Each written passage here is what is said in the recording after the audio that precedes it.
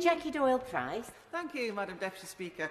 It was a real pity that the Honourable Member for Bootle was cut off in his prime earlier, because he was embarking on a very good defence of our pharmacy sector and its contribution during this debate. And I just wanted to associate myself with his comments.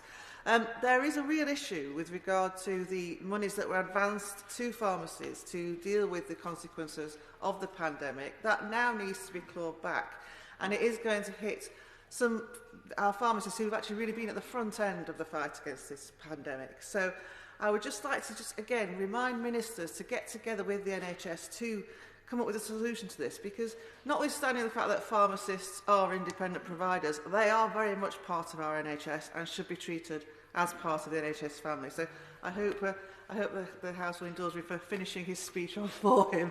I'd just like to really commend the Treasury team and my right honourable friend, the Chancellor, for the budget which was presented yesterday. I mean, it has to be said, they were not dealt the best set of cards to start with. And as Conservatives, we know that, everything has to be paid for by taxpayers, whether it's the taxpayers of today or the taxpayers of tomorrow. And we have to very much balance the responsibilities to all taxpayers when we make these decisions.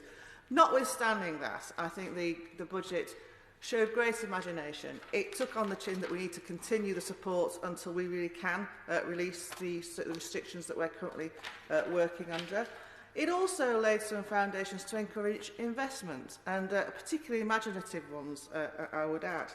And in that regard, I'd just like to really celebrate the fact that the Thames Freeport has been given the go-ahead by the Chancellor, and that Thames Freeport will clearly benefit my constituents. But it takes in actually the ports, not just of Tilbury, but at London Gateway too, but also the Ford site at Dagenham, and what used to be the Petroplus oil refinery in Stamford-le-Hope.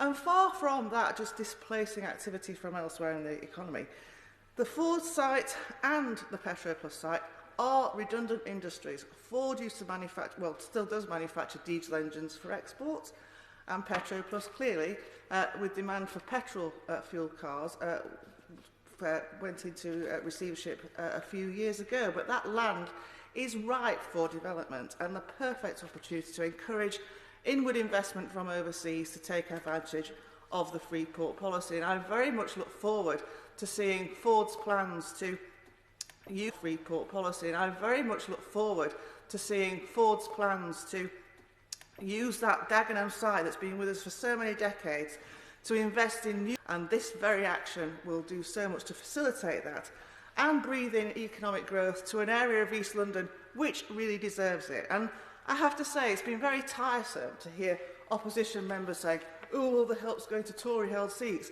Well, can I just remind him, Barking and Dagenham are very much not Tory-held seats. I'd also say that Tilbury that I represent, is the poorest of the 100 poorest towns. And I'm really grateful that this government is showing faith in Tilbury and making those investments. And I could also just say to the benches opposite, they could have done it when they were in power. They choose not to. The government's doing the right thing, and I commend it to the House.